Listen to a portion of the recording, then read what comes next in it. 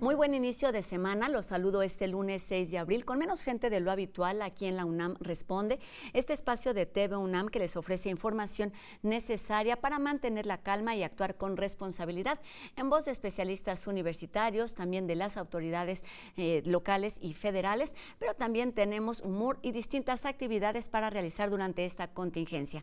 Recuerden que estamos completamente en vivo por TV UNAM y también pueden seguirnos a través de Facebook, a través de todas nuestras redes sociales pueden hacernos llegar sus dudas y sus comentarios y también a través de los números que están apareciendo en este momento en su pantalla.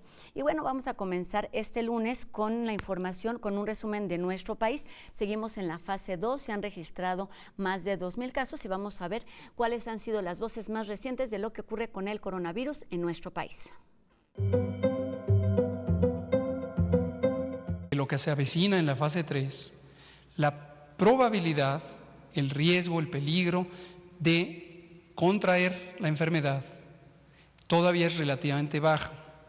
Lo que estamos haciendo ahorita va a tener un efecto en algunas semanas próximas donde vamos a tener la fase 3. Para esta parte estamos requiriendo alrededor de 200 médicos, médicas y enfermeras más o menos en la misma proporción. Hasta el momento hay 90 médicos de la primera convocatoria que hicimos de 800 que se han incorporado ya al sistema y vamos a abrir todavía más para poderlos atender. Rindo este informe trimestral en medio de la incertidumbre por los estragos del coronavirus a la salud, a la economía y al bienestar de nuestro pueblo. Se bajarán los sueldos de los altos funcionarios públicos y se eliminarán los aguinaldos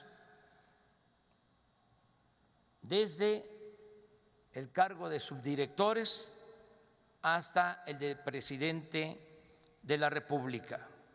Hablábamos de que no se tienen los médicos que requiere el país, pero la carencia mayor, el déficit mayor, está en los especialistas.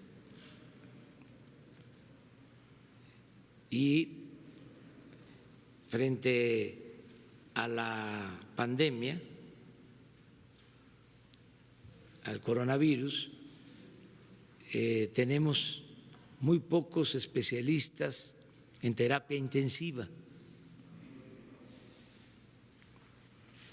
Hablaba yo que nos han informado los médicos que conducen esta estrategia que contamos con alrededor de 1,000 especialistas en terapia intensiva y que requerimos en una situación crítica, vamos a necesitar hasta 10,000. Así las cosas en México y más allá de nuestras fronteras, Europa sigue siendo el continente con más casos positivos por el coronavirus. Vamos a ver un panorama de lo que ocurre con el COVID en el mundo.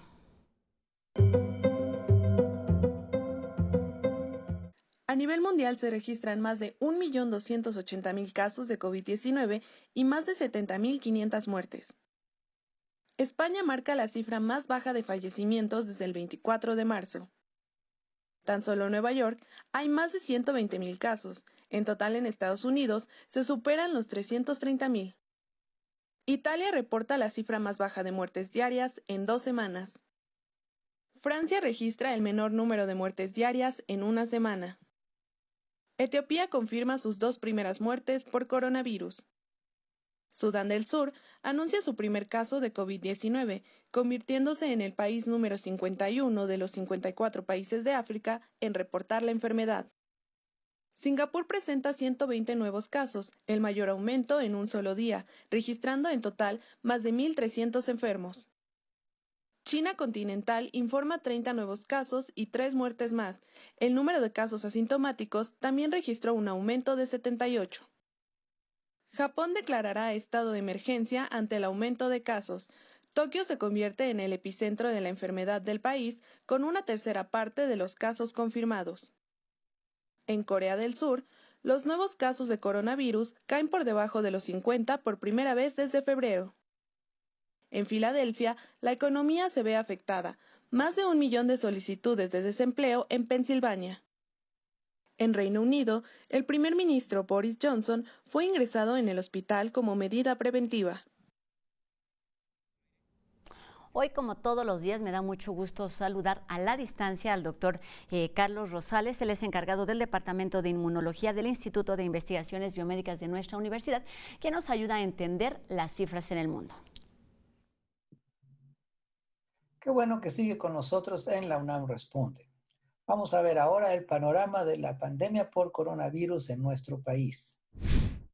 A principios de la semana pasada, 1.250 casos confirmados de infección por el virus se reportaban en nuestro país. Hoy son casi 2.000 personas las que se han confirmado con infección de este virus. 8 estados de la República, incluyendo Baja California, Sinaloa, Coahuila, Nuevo León, Guanajuato, Tabasco, Yucatán y Quintana Roo, reportan más de 50 personas infectadas en cada uno de ellos. El centro del país sigue siendo la zona de mayor problema, donde la Ciudad de México va en primer lugar con casi 500 personas infectadas. Lo siguen de cerca los estados de México, Jalisco y Puebla. Es claro que en la zona de mayor densidad poblacional el número de personas infectadas es más alto. Por lo tanto, las recomendaciones del sector salud de mantener el distanciamiento físico se vuelven muy importantes. Es relevante que sigamos estas instrucciones para que el número de personas infectadas no aumente muy rápido en el centro del país. Ese es el panorama hasta este momento. Gracias. Regresamos ahora al estudio con Rosa. Gracias, doctor. Pues sí, México sigue siendo parte de este mapa mundial de los países infectados por el coronavirus. Y ahora nos enlazamos con la voz de nuestros especialistas. El día de hoy nos da mucho gusto saludar a la doctora Yolanda López Vidal. Ella es miembro del programa de Inmunología Molecular Microbiana de la Facultad de Medicina, pero con motivo de esta contingencia sanitaria en nuestro país, es la coordinadora también del programa de diagnóstico SARS-CoV-2 para la comunidad UNAM. Doctora, un gusto saludarla a la distancia. Hola, muy buenas tardes, ¿cómo están todos? Pues aquí, doctor, estamos trabajando y bueno, con cumpliendo este esfuerzo de llevar información confiable a nuestra comunidad, me gustaría que para comenzar nos platicara justamente de este servicio que hace unos días puso nuestra universidad para atender a los posibles casos de afectación por coronavirus. Platíquenos cuál es la función que están haciendo, de qué se trata este programa, doctora. Sí, a 2 semanas ya de haber abierto esta unidad de servicio para la comunidad universitaria, hemos tenido la oportunidad de atender a dicho personal, desde alumnos preparatorianos, trabajadores administrativos, vigilantes, choferes, profesores e investigadores, todos ellos en un afán de venir a verificar su estado de salud y su posible contagio o infección por coronavirus. Al día de hoy efectuamos de 9 a 3 y cerca de 40 a 50 entrevistas de sujetos de la UNAM para su diagnóstico por coronavirus. Este está dividido proporcionalmente en hombres y mujeres. El intervalo de edades es de los 16 a los 72 años y de estos la mitad son varones, la otra mitad son mujeres y todos ellos son atendidos de forma simultánea a través del apoyo de pacientes de medicina. 6 de ellos están trabajando actualmente. Como ya había mencionado, tenemos ya 2 semanas de estar colaborando en ello. Hemos tenido la oportunidad de atender, de identificar signos y síntomas y sobre todo darle prioridad a todo el personal académico, que bien el personal académico. Doctora, un favor, estamos teniendo... Perdón que le interrumpa, doctora. Estamos teniendo un poquito de ruido en su conversación. ¿Nos ayudaría despegando quizás sus audífonos de la ropa a ver si podemos mejorar el audio y tener más claridad en sus palabras?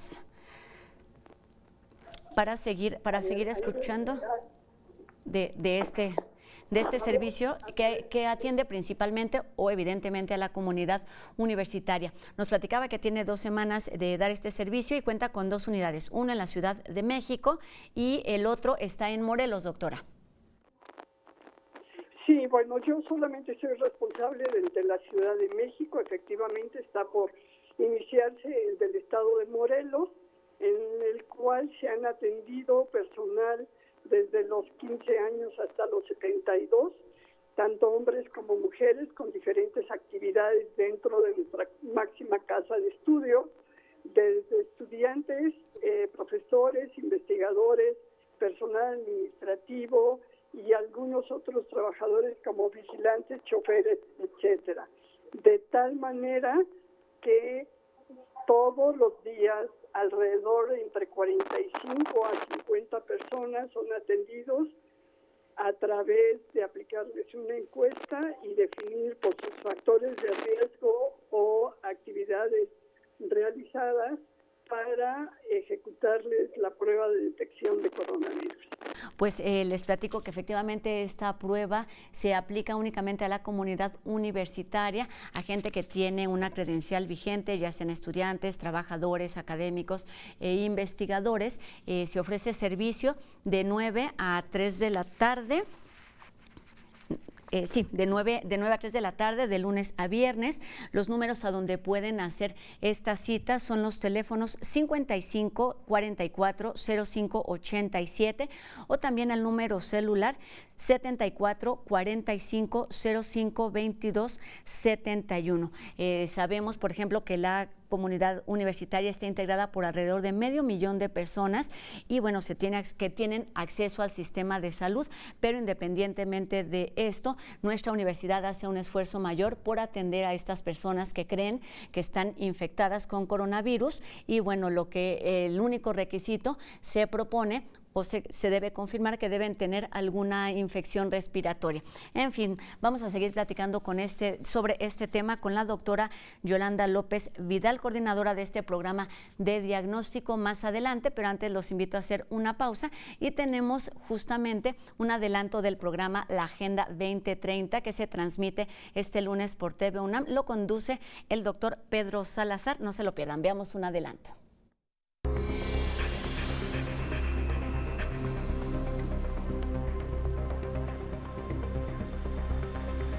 Lo que haremos en este programa será evidenciar a través de casos concretos, documentados, con datos precisos, cómo muchas veces los países, y en el caso concreto el nuestro, realizan acciones, toman decisiones, generan proyectos que contradicen los compromisos adquiridos. De esta manera, a través de ejemplos, la verdad es que sumamente lesivos y sumamente ofensivos, les mostraremos a ustedes cómo nuestro país ha contradicho sus compromisos internacionales en esta Agenda 2030.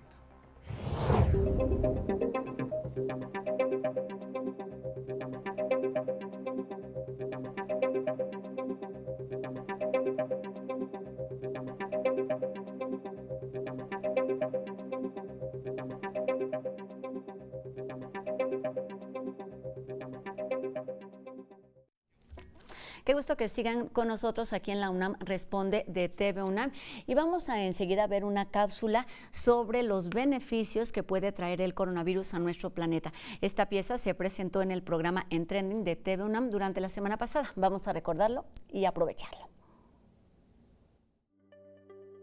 En medio del caos político, económico y social que ha generado la pandemia del COVID-19, hay un actor mundial que parece verse beneficiado de la reducida actividad humana: el medio ambiente.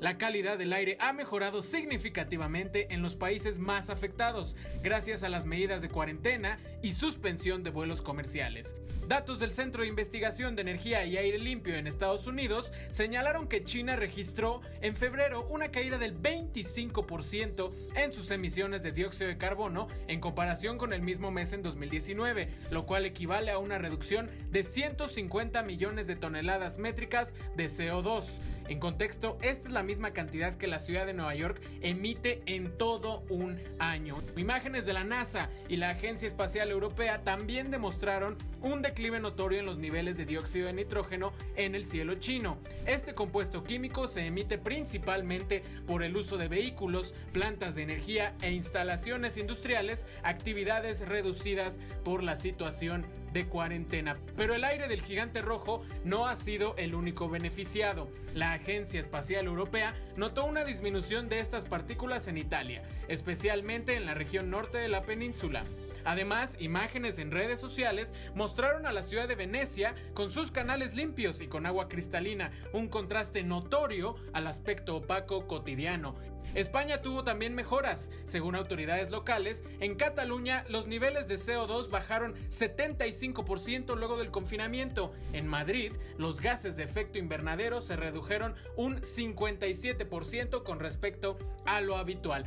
A pesar de la mejora en la calidad del aire, la Organización Meteorológica Mundial advirtió que la crisis del coronavirus no es sustituto para políticas contra el cambio climático y esperan que terminada la pandemia se disparen los niveles de emisiones, por lo que señala buscar la manera de trabajar contra el cambio climático a largo plazo. Para TV UNAM, Alberto García.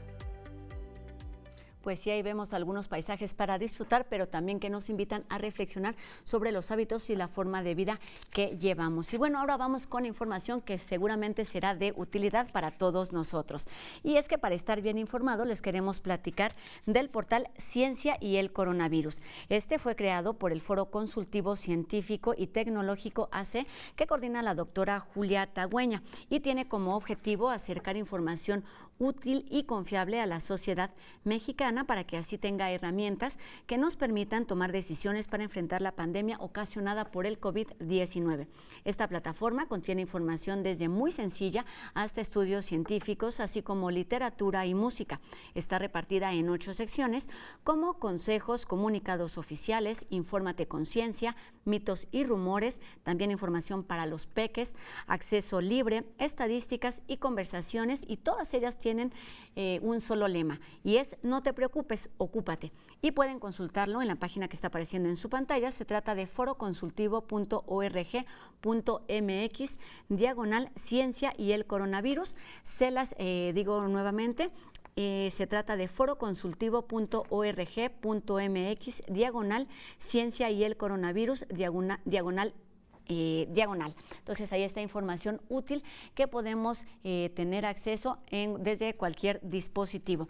Y bueno, en otra información, este domingo 5 de abril, la comunidad de las artes, la cultura y las industrias creativas de nuestro país unieron sus voces y publicaron una carta dirigida al presidente Andrés Manuel López Obrador en apoyo al FONCA, Fondo Nacional para la Cultura y las Artes, y esto para que siga recibiendo recursos luego del decreto publicado el 2 de abril que anunció el término de casi 100 fideicomisos de ciencia y cultura. Este escrito, firmado por promotores, artistas, intelectuales, gestores, empresarios, trabajadores y profesionistas independientes, así como público en general, incluidos algunos miembros de nuestra comunidad universitaria de Cultura UNAM en particular, exige el apoyo necesario para que el FONCA siga funcionando como lo hace desde 1989 y además se le dé la estructura que requiere para garantizar así su existencia y seguir incentivando, por ejemplo, la poesía, la ópera, el performance, la composición musical contemporánea y la creación en lenguas indígenas que requieren de un subsidio para su creación. Un llamado de la comunidad universitaria, de la comunidad en general, al que se suma nuestra comunidad universitaria. Y justamente para seguir teniendo distintas opciones de cultura, por ejemplo, la que ofrece nuestra universidad, nos conectamos con Anel para que nos dé las recomendaciones de lo que podemos hacer durante los siguientes días. Hola, yo soy Anel Pérez, esto es Cultura UNAM en casa. Le recomiendo por favor que siga viendo cine de la UNAM. En este día le voy a recomendar que siga con el maratón de FICUNAM desde casa. A partir del 3 de abril pasado, durante 15 días va a estar gratuito una selección de cortometrajes que se expuso en la sección Aciertos de nuestra 10ª edición que ya ocurrió de FICUNAM. Y esto lo puede ver en Filmil Latino. Busque las bases en ficunam.unam.mx. En otros temas, le cuento que Danza UNAM ha preparado una acción colectiva que me pareció muy interesante y se la recomiendo que la siga. Se llama Remodelación Vecinal. Esta es una coreografía propuesta por Andrea Chirinos, una compañera nuestra que dirige la DAJU. Y ella los sábados, 4, 11 y 18 de abril, pone y monta una coreografía de 10 minutos para que usted la baile, la grabe, nos las mande y entonces hagamos una pieza colectiva de coreografías que se llama así Remodelación Vecinal, porque es colectiva a pesar de que todo mundo estemos respetando el aislamiento. Le sugiero también que se pase por la enorme oferta que tiene Cultura UNAM en directo. Esta es una experiencia en línea a la que se tiene acceso de manera gratuita y permanente. ¿Qué vamos a encontrar ahí? Pues por lo menos 100 títulos que tienen que ver con teatro, danza, cine, conciertos, etcétera. Ahora estamos estrenando 4 sinfonías del célebre compositor Johannes Brahms a cargo de la UFUNAM, y también tenemos una nueva serie de danza justamente con la compañía Kibbutz, que seguramente usted ha escuchado, de danza contemporánea israelí, ya la ha escuchado, y Rocco con el Ballet Nacional de Marsella.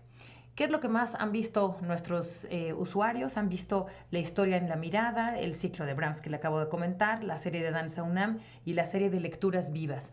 En TV UNAM el día de hoy vamos a tener Perímetro Toma 2, una compilación de secciones que integran el reality El Perímetro de México, como son El Limonero, El lado B de la historia, Ciencia y Filosofía, que responden a reportajes hechos por los expedicionarios que fueron seleccionados para integrar una barra especial de la programación de TV UNAM.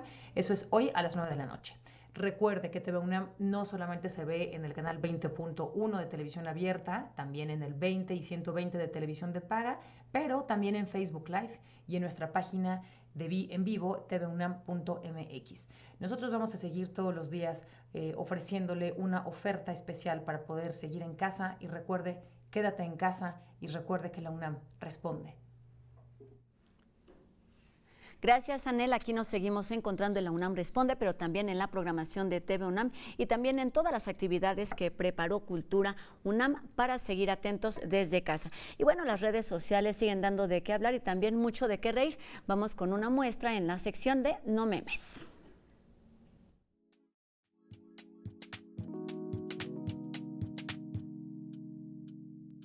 La idea del eterno retorno afirma que en la historia los hechos, las mentalidades, vuelven a hacerse presentes una y otra vez a través del tiempo. Quien lo dijo fue Nietzsche, el filósofo, no el grupo. La siguiente coincidencia parece señalar que estaba en lo correcto. Puebla, 1918. Una epidemia de gripa provocó que el Ministerio de Salubridad recomendara a la gente no asistir a lugares concurridos, como cines, teatros, ni casas con enfermos de catarro y calentura. ¿Les suena? Eso sí, los tratamientos cambiaron afortunadamente. Antes se aplicaban en la nariz una pomada hecha de vaselina, ácido bórico y timol, mientras que la boca era desinfectada con buches y gargarismos de agua oxigenada. En las fotos de los periódicos de la época se ve gente caminando por la ciudad de Los Ángeles y las iglesias con cubrebocas o con adaptaciones hechas de tela. Seguro no se imaginaban que 102 años después sus nietos y bisnietos estarían en la misma situación que ellos. Y hoy casi olvidamos que aquello retornó tal y como el filósofo Bigotón dijo. Hoy toca No Memes a las 9:15. Las y los esperamos para hablar de humanos y robots.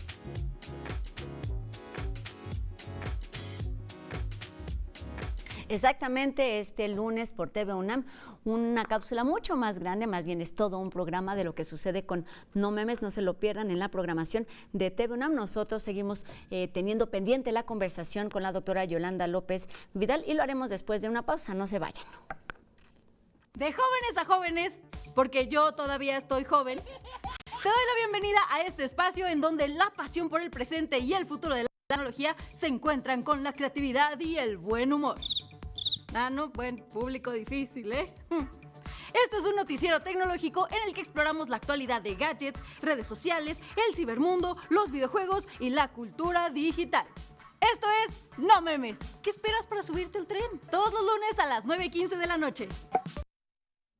Qué gusto que sigan con nosotros aquí en la UNAM Responde. Ahora sí, resolviendo sus dudas y sus comentarios, nos ponemos en contacto de nueva cuenta con la doctora Yolanda López Vidal, coordinadora del programa de diagnóstico SARS-CoV-2 para la comunidad UNAM. Y doctora, antes de esta pausa, nos venía platicando que usted justamente es la coordinadora del centro que se encuentra aquí en la Ciudad de México, pero ya está funcionando otro en Morelos. Y platíquenos si se piensa extender aún más este servicio a la comunidad universitaria.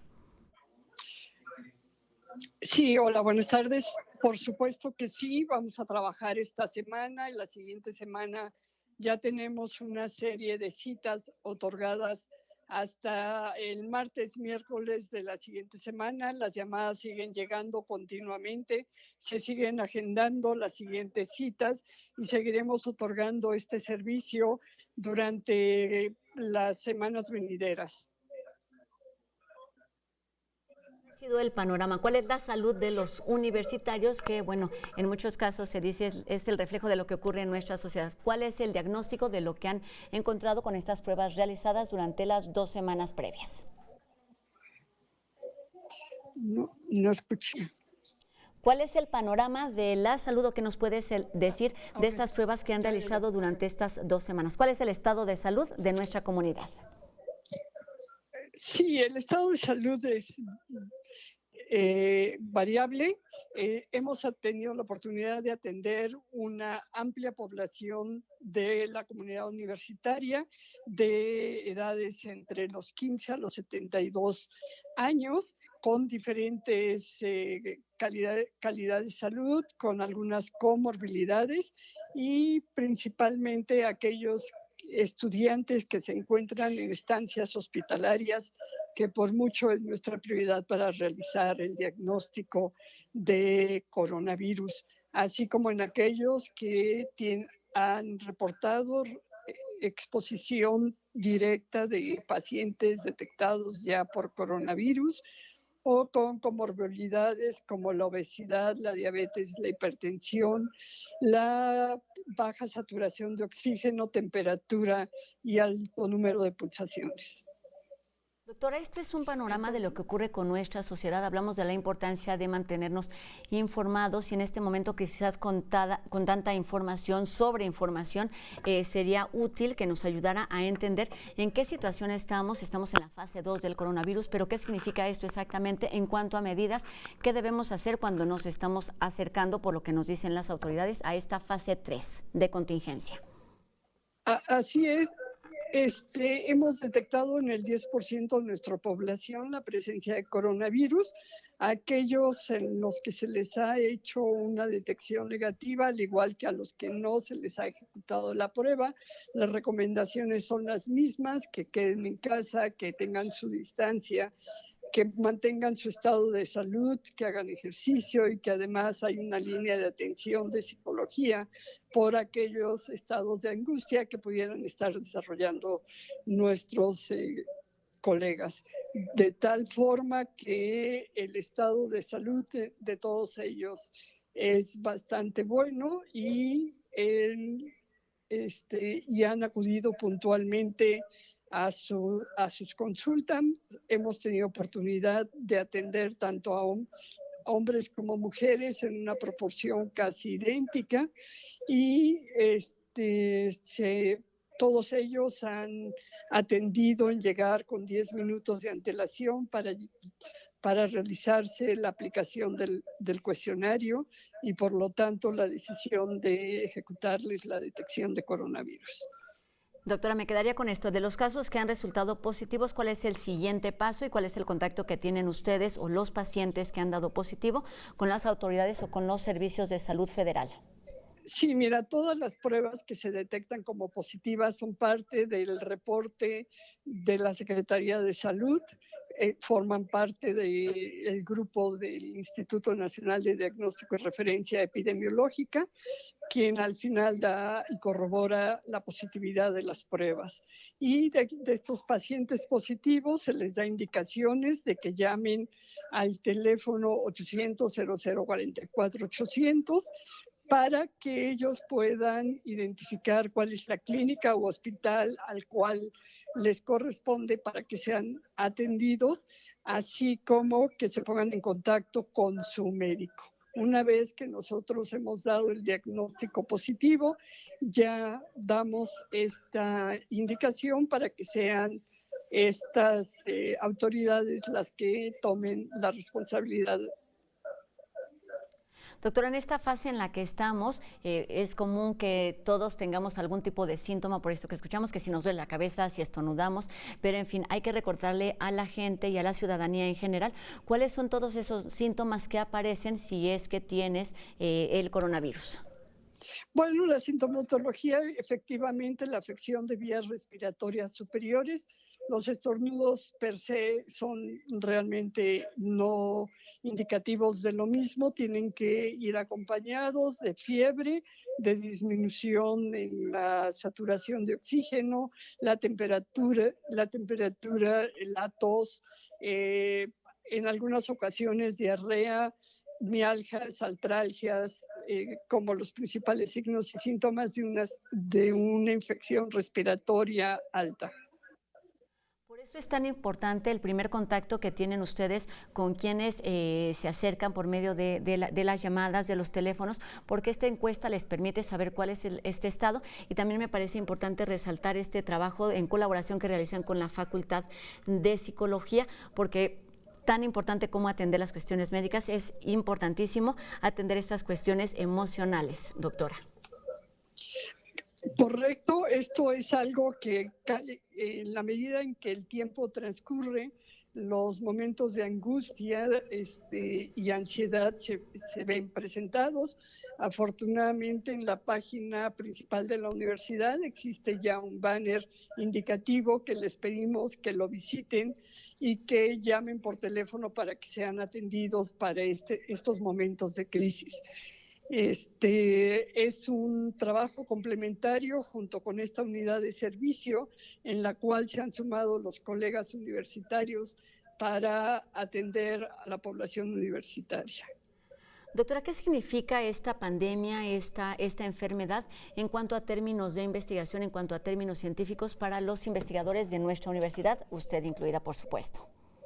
Sin duda son muchísimos, desde el diseño de pruebas rápidas con mayor sensibilidad y especificidad, que hay interés en diferentes instituciones en la UNAM, como el Instituto de Química, la experiencia que tienen colegas en el desarrollo de vacunas, el conocimiento de la secuenciación genómica de los diferentes virus que se han ido identificando en todos estos días, dado que es un virus que al ser de RNA tiene una tasa de mutación considerable. Existe también mucho interés sobre la caracterización de la respuesta inmune, también pruebas rápidas que no se definen para la detección del patógeno, sino de la respuesta inmune que mediría la exposición más que la infección.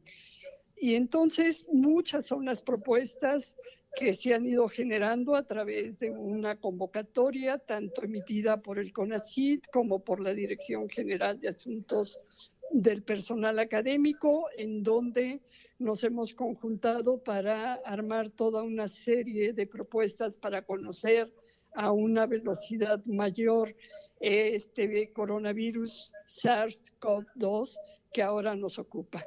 Entonces, en todas y cada una de las disciplinas Hay propuestas muy ingeniosas, muy interesantes que conllevan al conocimiento. Sin duda, los esquemas de tratamiento también son de gran interés para los clínicos en hospitales e institutos nacionales de salud, por no tener un tratamiento específico hasta el día de hoy. Son varios los fármacos que se han reportado, sin embargo requeriremos de mayor experiencia, tanto interna como externa, para tener contemplados mejores estrategias. Doctora, me parece importante retomar justo lo que nos acaba de explicar sobre la respuesta inmune. Se habla de muchos casos o muchas personas afectadas que no siempre desarrollan la enfermedad. ¿Podría ahondar sobre este tema? Claro, esto puede ser debido a muchas situaciones. Yo creo que es una pregunta muy interesante. Esta parte de respuesta de inmunidad, de ausencia de inmunidad, podría deberse a la no exposición del coronavirus, que pudiera darse el caso. El segundo es el grupo de pacientes vulnerables con inmunosupresión, tales como cáncer, autoinmunidad y enfermedades como el VIH, y algunas otras que tuvieran algunas deficiencias importantes del sistema inmunitario a nivel celular u humoral, que no permitiera desarrollar esta respuesta inmunológica. Esto representaría una población realmente pequeña, muy pequeña, de nuestra población mexicana y del mundo en total, pero existe. Sí, la gran mayoría que han estado expuestos al virus, ellos podrían desarrollar esta respuesta inmune tanto a nivel de anticuerpos como de citocinas, las cuales a lo largo del tiempo podrían ser utilizables. Estos sueros de pacientes, sueros y plasma de pacientes convalecientes, sin duda van a ser de gran utilidad para el tratamiento de algunos pacientes que así sea indicado. Doctora, ¿esto cómo lo podemos relacionar con el estado de salud de los mexicanos en cuanto al número de casos, en cuanto a los días o semanas que han pasado desde que se detectó el primer caso en nuestro país a finales de febrero? Así es, el estado de salud de los mexicanos, somos una población joven, aunque tenemos una alta tasa de sobrepeso, obesidad, diabetes, hipertensión como las más importantes. Esto nos hace ser una población vulnerable a la infección por coronavirus debido a estas comorbilidades. En relación a la infección por coronavirus en población sin estas comorbilidades, podría ser una infección leve, apenas perceptible, en la cual se recuperarían de una manera espontánea y de forma casi natural. Muy bien, doctora, para terminar este primer bloque de preguntas, me gustaría que nos hablara de cuáles son las perspectivas, qué esperar durante los días siguientes, las semanas siguientes con esta infección, con esta pandemia en nuestro país. Sí, dado el pequeño número de pruebas que se realizan en todo el país, y dada la alta transmisibilidad del virus de coronavirus, lo que tenemos que hacer es mantenernos en casa, evitar el mayor número de contactos innecesarios y alimentarnos y realizar ejercicio todos los días. Los estudiantes atender sus clases en línea, llevar a cabo el aprendizaje de conocimiento, los profesores en la educación y los investigadores también en sus actividades cotidianas desde en línea. Esto nos permitirá disminuir el número de casos que pudieran estar ocurriendo, que sin duda ocurrirán. Ese es el comportamiento que ha habido a nivel mundial. Y este pequeño número de muestras que se han llevado a cabo para la detección de la infección por coronavirus solamente nos deja ver la punta del iceberg de lo que podría ser el problema generalizado. Sin duda se incrementarán tanto el número de casos como el número de defunciones. Exactamente, así será, doctora, porque así lo indican las cifras y las experiencias en otros países. Lo importante es no bajar la guardia, seguir las recomendaciones de las autoridades y, bueno, hacer cada uno lo que nos toca. No se vaya, doctora, solamente la invito a ver una cápsula que nos presenta Deportes UNAM para mantenernos en movimiento. Hola, soy Valentín. Hola, soy Daniela. Yo soy Angélica y somos de la Dirección General del Deporte Universitario. Durante esta contingencia los invitamos a realizar los ejercicios de gimnasia estática, que pueden consultar en nuestra página deporte.unam.mx. Y antes de cualquier cosa, conserven su sana distancia. Seguimos en la UNAM Responde y seguimos conversando con la doctora Yolanda López Vidal, coordinadora del programa de diagnóstico SARS-CoV-2 para la comunidad de nuestra universidad. Doctora, aquí en estas dudas y sugerencias que nos llega de nuestro público a través de nuestras redes sociales, me gustaría preguntarle primeramente, a raíz de toda esta sobreinformación, ¿qué estamos haciendo mal? Con todas estas medidas hablábamos de los cubrebocas, de salir o no.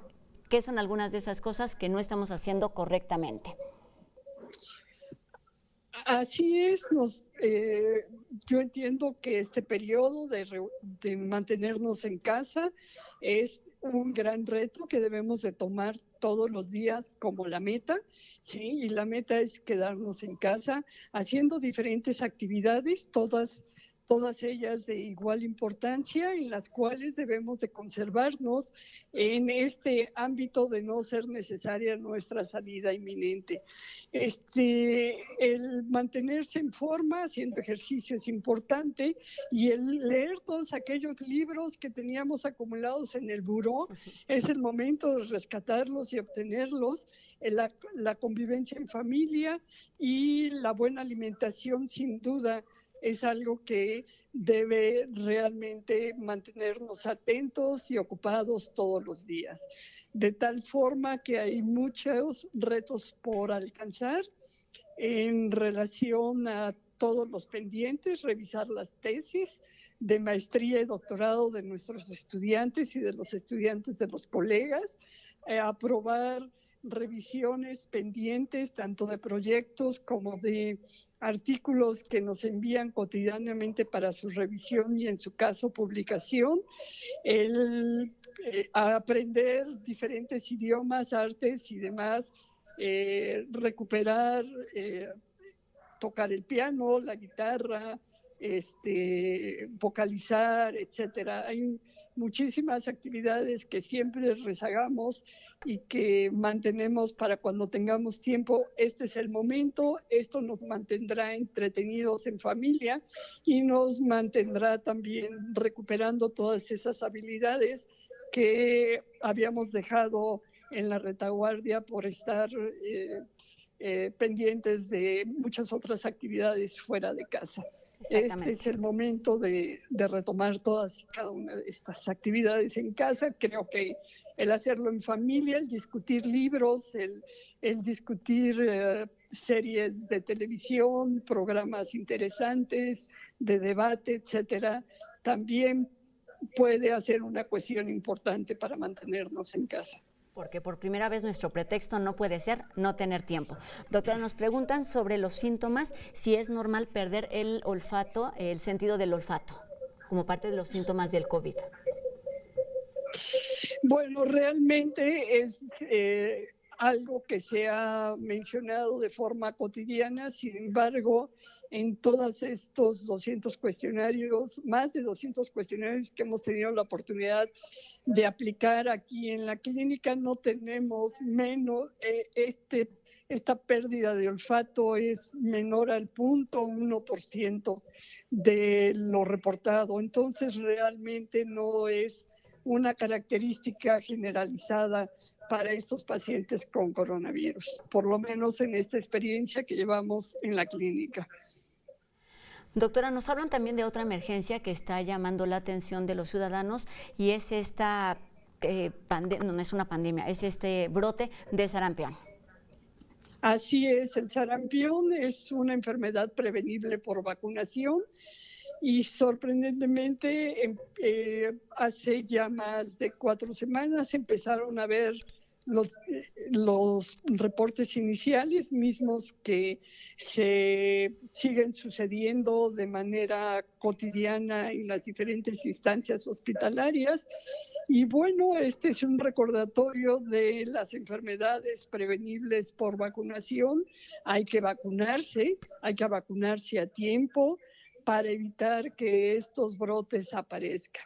La memoria inmunológica de vacunas altamente eficientes como la del sarampión es algo que tenemos bien documentado en nuestro país, y este brote de sarampión obedece en su mayoría a personas no vacunadas.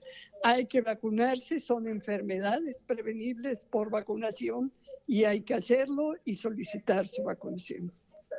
Doctora, siguiendo con esta línea, ¿cuál es la colaboración que tienen ustedes como investigadores, nuestra universidad, con las autoridades o con los servicios de salud en pandemias como la que vivimos el coronavirus? ¿Hay algún tipo de intercambio? ¿Hay algún tipo de intercambio de información, de personal? ¿Qué sucede en estos casos? Sí, existen diferentes vínculos de comunicación con el sector salud a diferentes niveles, desde apoyo entre colegas para resolver problemas técnicos muy esenciales, así como compartir experiencias y dificultades que se enfrentan a lo largo de la pandemia. Actualmente las instituciones de salud nos han enviado a los residentes a la clínica para que nosotros detectáramos la presencia del coronavirus en ellos que están cotidianamente expuestos a este grupo de pacientes, cosa que hemos realizado sin ninguna dilación. Entonces la comunicación es continua, tanto vertical, transversal, horizontal. Tenemos una comunicación muy extensa y muy amplia en todas y cada una de las disciplinas con el sector salud. Exactamente, el trabajo y la responsabilidad de nuestra universidad no se detiene. ¿Qué aprendizaje debemos tener como mexicanos, como país, tras una emergencia como esta, doctora? Bueno, creo que esta es la segunda pandemia que nos acompaña. La primera fue la de influenza, en la cual mucho fue aprendizaje de nuevo para todos. En esta segunda ya teníamos una memoria, no inmunológica, pero memoria, en la cual aprendimos a sanitizarnos las manos, a utilizar el cubrebocas, a mantener limpieza cotidiana de las manos. Todo esto permitió una mejor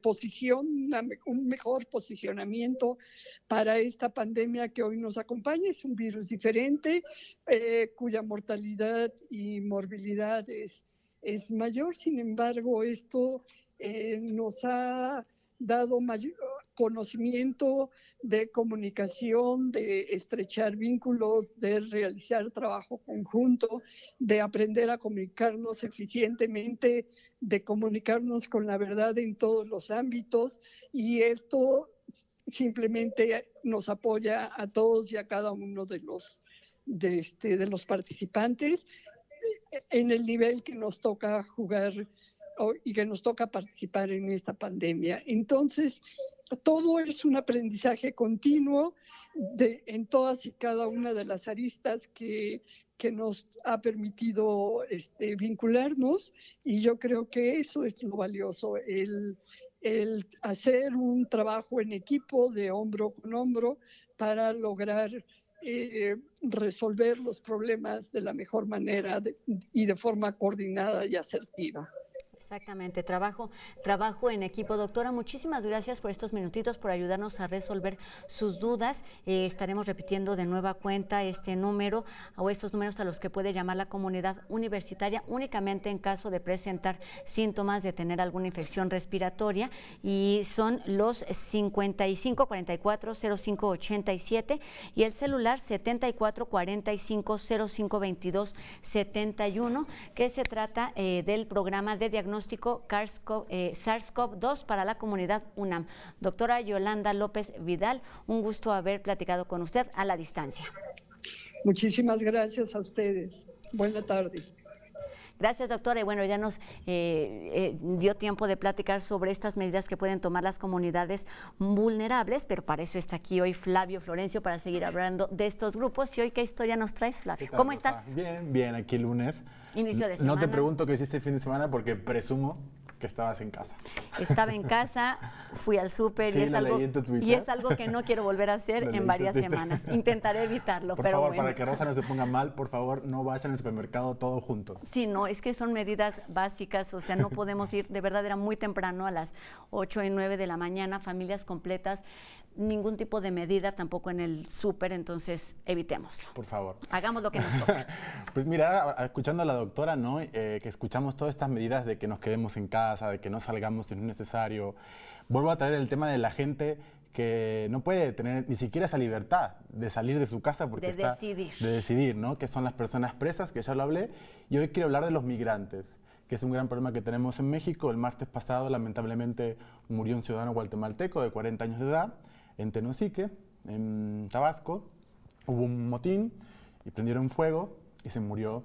Y estaba con su familia y estaba a punto de salir del centro de detención. Entonces, bueno, me puse a investigar sobre qué estaba pasando, sobre estos números, que según el Instituto Nacional de Migración no habla de ningún tipo de hacinamiento. Y me contacté con una organización, IMUMI, y hablé con su directora para preguntar un poco qué está pasando, porque estaban lanzando una convocatoria de change.org.